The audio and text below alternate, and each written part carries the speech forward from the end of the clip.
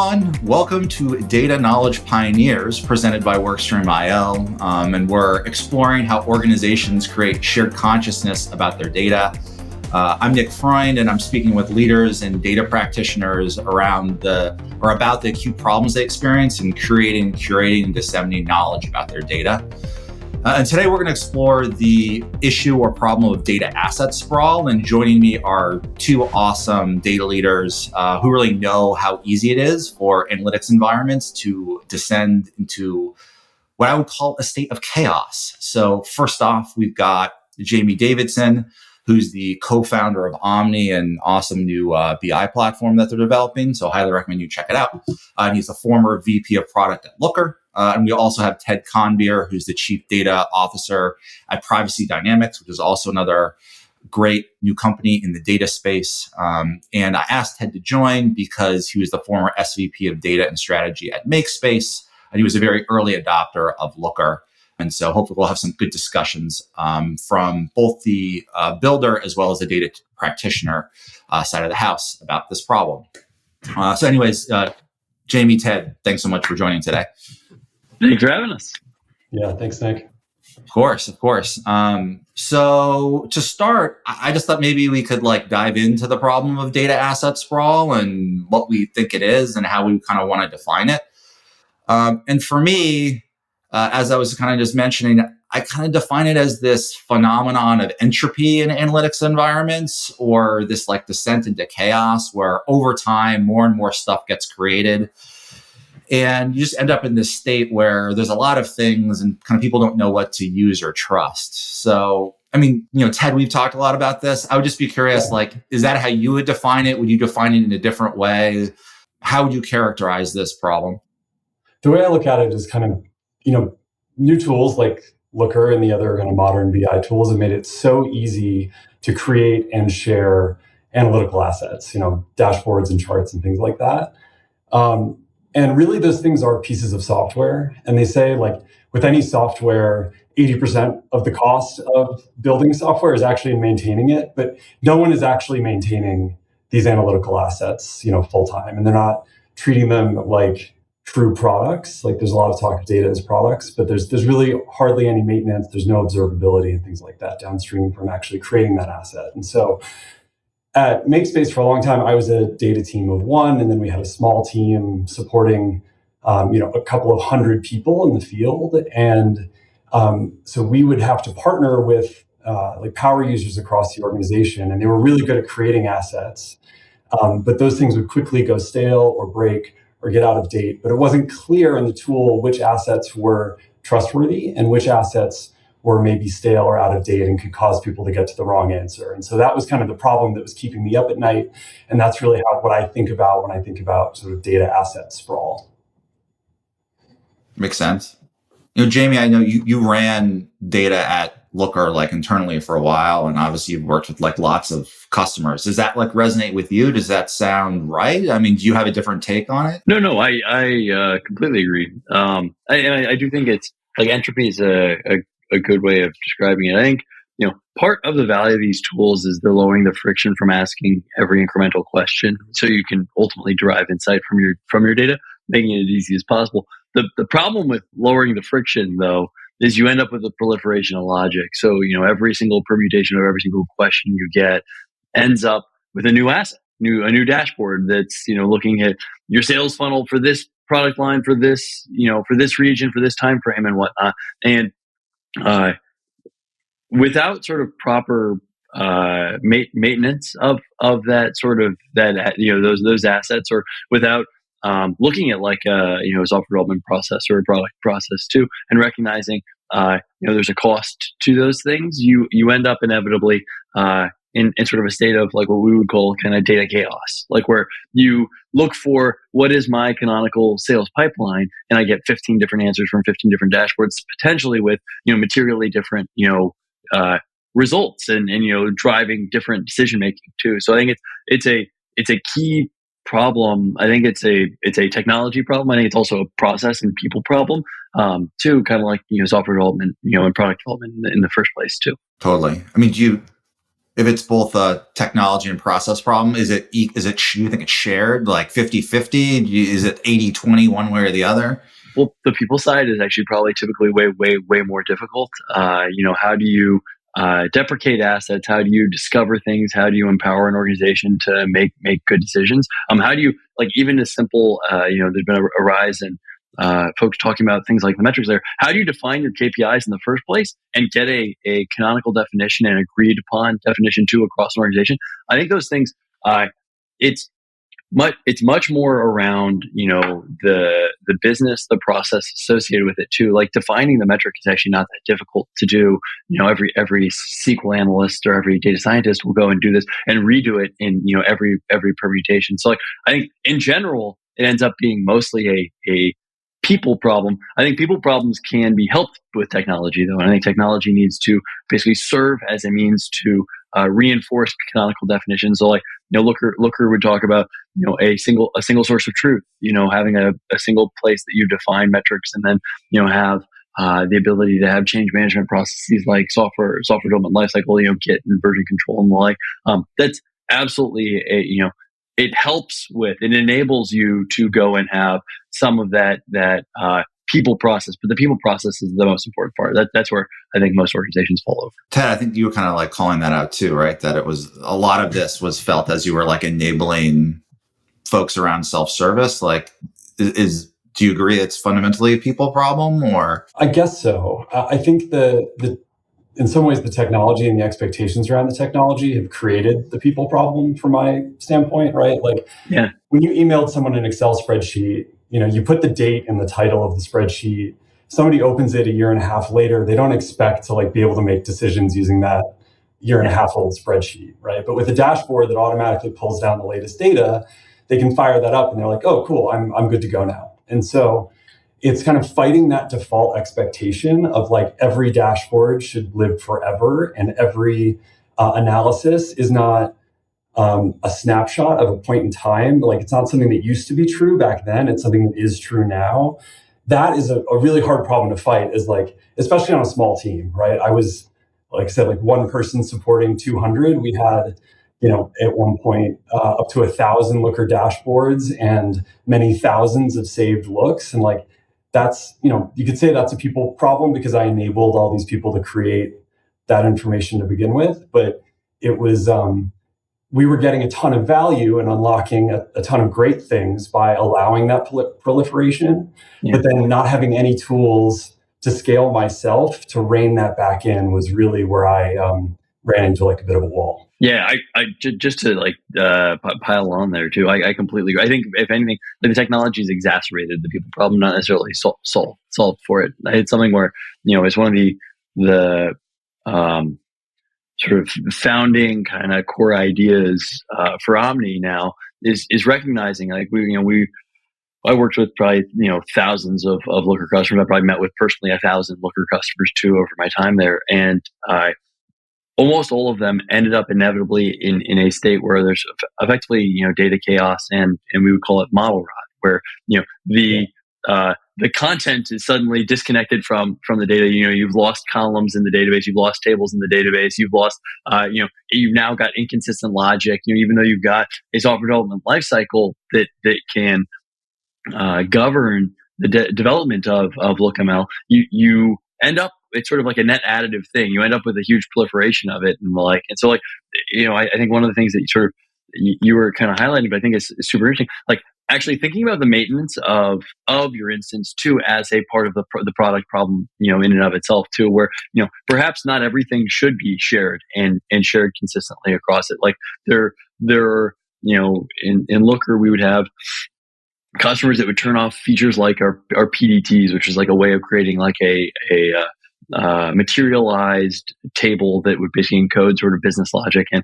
materialize it in the database. People would turn that off because they'd end up having a huge proliferation of it too. I think you see even worse now with like DBT, where everyone is now an analyst engineer and everyone's got their own schemas, and they will add to the tables.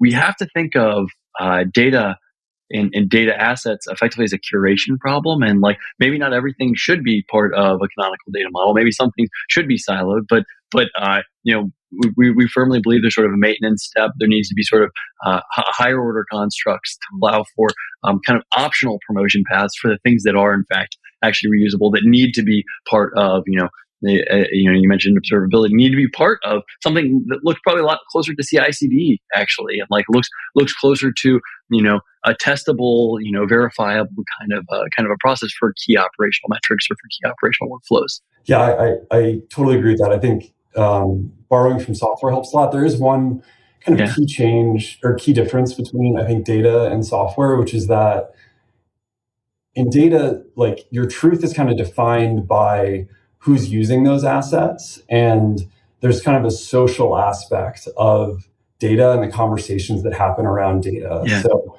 you might have multiple definitions of a metric across an organization that might be similar, but meaningfully different and purposefully different from the finance team, the operations team. But if you're on the ops team, what you really care about is, like, what are the numbers that my boss is looking at? What are the numbers that the COO is looking at? You probably, when you search for an asset, you shouldn't find the dashboard that the CFO is looking at, right? Yeah. Or you should know, hey, my boss hasn't looked at that set of numbers in 2 years, so he probably doesn't care about them. Yeah. And that's, literally when I was, trying to maintain the data sprawl at MakeSpace, even though I had in many cases built like the canonical sales dashboard at one point, or built the canonical ops dashboard, I would always reach out to our VP of sales on Slack and be like, what dashboard do you guys look at every day now? Because that's the one that I'm going to use. It doesn't matter what I bookmarked 6 months ago. It really doesn't. Yeah. They might have moved on. And I think that's great how reporting can evolve, and different functions can be really involved in that. But it's there's this social graph that's missing that would really kind of empower, especially centralized teams, to understand what the heck is going on out there in across all these data assets that have been created. I completely agree too. It's amazing to me, but we don't use usage-based features or functionality to feed back into the consumption process. It's we don't know the metadata about who created things and when were they last used and who's using them in sort of a disparate way too. And I think that's ultimately, that's the most important signal, is if this metric is what's being used to drive operations, that's the metric we should actually care about versus sort of the theoretical best metric or the right metric or whatever it is. Totally. I mean, it goes to Ted's point about, or the point in general about data as a product, right? And what does that actually mean? And if you're building an actual product, the most important metric about a feature or an area of your product is do people use it, and how do they interact with it, and why? And if they're not, you probably want to take that to end of life, right? And so that should be part of the discussion, but often it's not. I think also too, their defaults are really important. So by default, not every dashboard should be a persistent dashboard for forever. By default, maybe in fact actually everything is auto end of life, or maybe you don't lose the kind of conceptual logic, we're not throwing away the SQL, but you have a big warning, hey, this hasn't been touched in 3 months, user beware kind of a thing. I mean, a lot of this, and this is where I potentially can jump the shark and take us in a completely random direction. But as I've thought about these problems, especially the people dynamics, I think a lot of it comes down in some ways to the problems of information asymmetries, right? And if you believe that in some way, shape, and form, data builders and data consumers in an organization construct a market, right? There's asymmetries in the information that they have about the data and how they use it, right? And there's whole theories in economics about how you resolve information asymmetries. And the classic example of a problem this creates is the used car market, right? Where the buyer of a car doesn't know whether the car is a lemon or not, and therefore they're not willing to pay a lot of money for the used car. But the seller can price things efficiently. And I'm not saying that every dashboard or piece of data that gets shipped is a lemon, but I do think folks are looking at what's available to them, and you're well, is this a lemon or not? And how do I understand that, right? And And that's like, there's an information asymmetry from the consumer side, but then to what both of you were just kind of saying, there's also an information asymmetry from the builder side, because you then just don't have the information that you need to maintain the product or evolve it. Yeah, it would be like listing your car for sale and never knowing if it's sold or not, right? Yeah.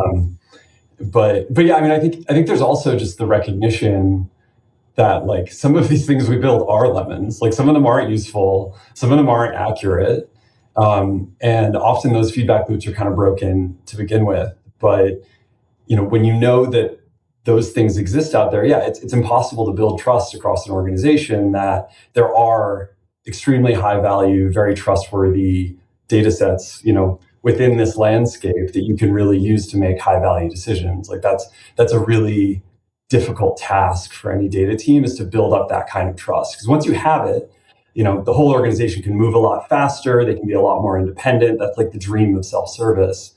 But it takes a long time to build that, and a very short amount of time to lose it.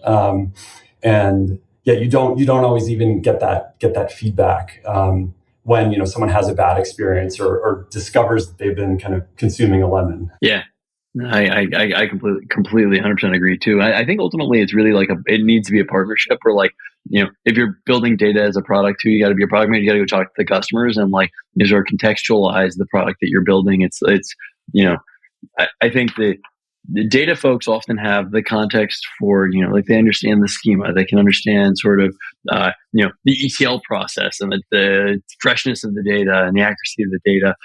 They often have a disconnect from like actual use. So like what is actually important for, the sales pipeline or for this product or for this department or for whatnot. And sort of, the partnership, I think actually is like, this is, I think this is kind of a people problem or a process problem too. Is like, how do you sort of contextualize both like enough of the technical side with the sort of like pair it with that business context too, and sort of have that feedback loop kind of going both ways. Yeah, I loved sort of embedding or pseudo embedding analysts in teams. So yeah, I would have my team would report to me, but every week they would attend the marketing metrics review, or every morning they'd attend the ops daily review, because then they get to actually see, how the teams are using their dashboards. They get to hear the questions that come up around the data and be part of that kind of dialogue.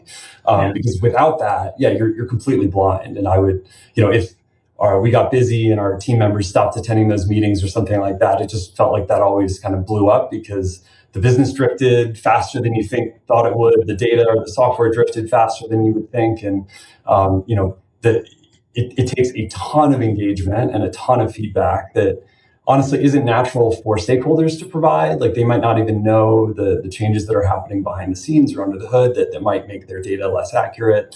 But it's also just like asking them to finish their day job and then think critically and think hard about how they could use data better, or what parts of their reporting don't answer their questions today. That's a lot to ask of somebody who's very busy with a completely different job. But that's also a very expensive people solution to a problem that would hope could be sort of supplemented, or the solution could be supplemented by usage data or other kind of tech that we talked about.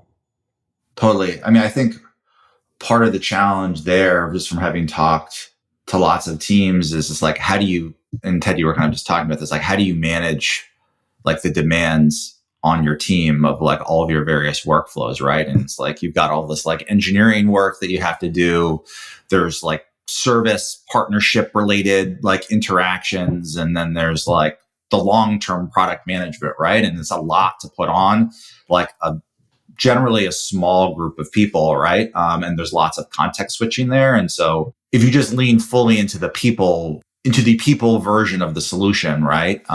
It's a hard one to scale and get right. It requires a lot of judgment, I think, in some cases. And in many cases, like, and I hope this is changing, and I feel like it is, but in many cases, our data analysts are among the most junior people in the organization, right? They're 23-year-olds, smart, ambitious, but don't have the context and the years of experience to understand the long-range consequences of what they're doing. And So often analysts are over eager to kind of build something new and create a new solution and answer a question for the first time because it feels great, but they don't appreciate the costs of supporting that thing that they just built into perpetuity.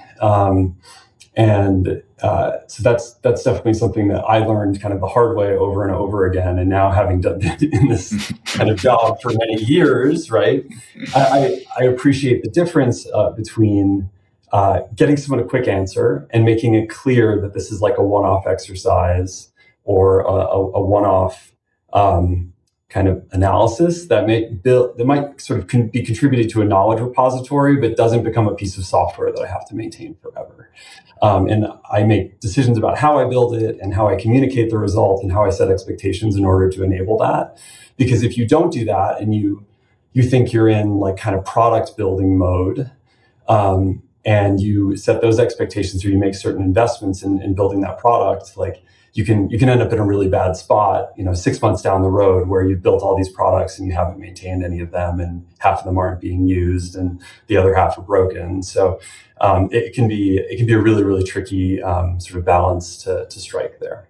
I mean, you kind of just been talking about it now, but like historically, how did you talked about embedding what, you were just saying, what are the top mechanisms or solutions that you had implemented to try to address some of this in the past? My biggest hack that I wish I could sort of copyright and take credit for is I would basically offer to do a dashboard review for anyone in the organization, turn around in less than 24 hours. So go out, build whatever you want, send me the link and I'll look at it and I'll give you a thumbs up or thumbs down in 24 hours, like if you built this right or if there's things you need to know about or be aware of. And that's, same thing for if anybody wanted to say, hey, like, I'm about to use this dashboard to make a decision. Does this look right to you? I found it. Someone built it a year ago. Like, can I use this? I just over and over again in almost every interaction with my stakeholders across the business and product and ops and marketing, I would just repeat this over and over again. I'm like, if you ever don't know, or if you don't use the dashboard every day and you just found something and you want to build something new, just send it to me. Because I can take 15 minutes and probably tell you if it's close to really right or not. But if you never send it to me, if you never ask, I'll never know. And then I kind of wash my hands of it. And if you end up making the wrong decision, I'm going to not back you up in that meeting. But I really think that helped build a lot of trust. And it put this kind of people and process step in place that helped at least guard against the worst case scenario, which is somebody wakes up, finds a dashboard and makes a huge decision off of bad data. And I'm sure too that also enables folks to learn and you're empowering folks to go do self-service too, because you've got a step to validate and verify that something is okay. But it's okay if whatever the product analyst goes and builds a new dashboard and then can vet it. And that's sort of that's a feedback loop in and of itself. That makes a ton of sense. That's awesome. Yeah, it empowered people. It definitely, I felt like it was time very, very well spent. And it dramatically kind of lowered my stress and improved everybody's trust and improved everybody's usage of the tool once that was in place and once I made that very clear across the organization. Ted, did people take you up on that a lot, or was that more of the thing you did every once in a while, but then people didn't actually multiple times every day? Oh wow, that's a lot.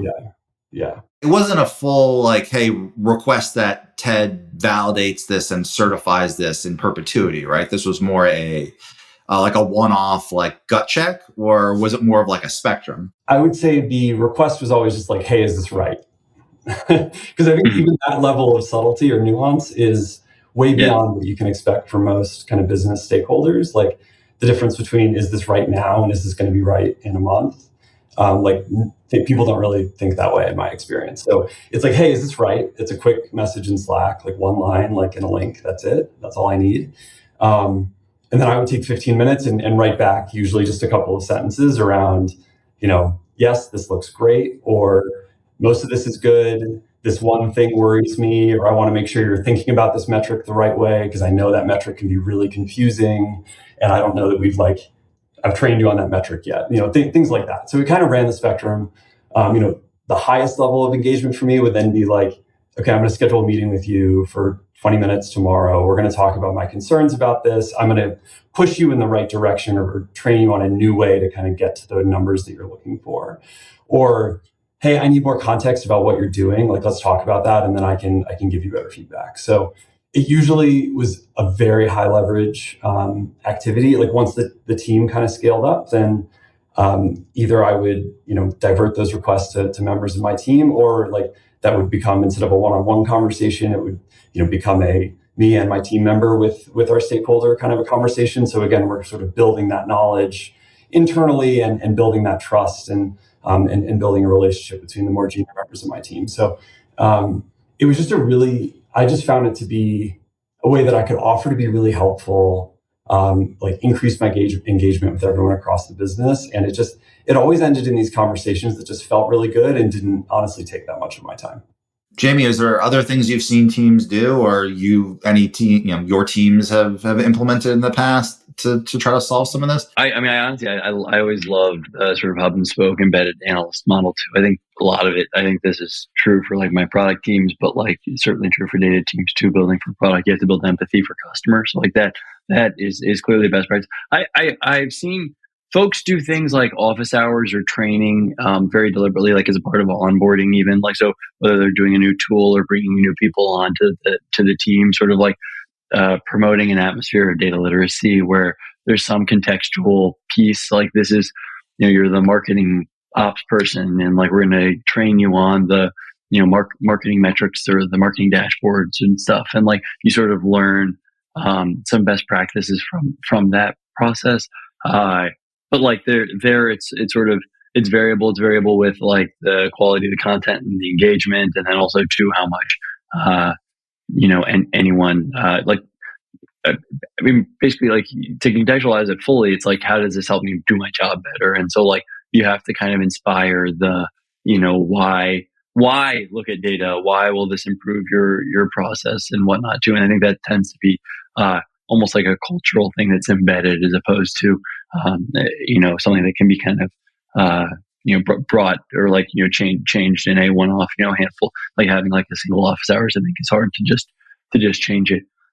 Aside from that, like I think the other area where like folks end up breaking down quite a bit is sort of like there's the interface between sort of the business and analysts and BI kind of folks too. Then there's also the interface between analysts and kind of the data engineering, the infrastructure-y folks, and like that's whether it's like ETL and like or Fivetran replicating SaaS metrics or whatnot, where like there's losses in context there, and like I think the rise of the analyst engineer is amazing, and people are actually able to do things like data transformation and pre-processing of data, and like Snowflake and BigQuery make things possible, and Fivetran makes things possible, which is great. I think you still see like the product team shipped a new feature and changed how their underlying data model works for their product, which is totally fair and should never be gated on by data,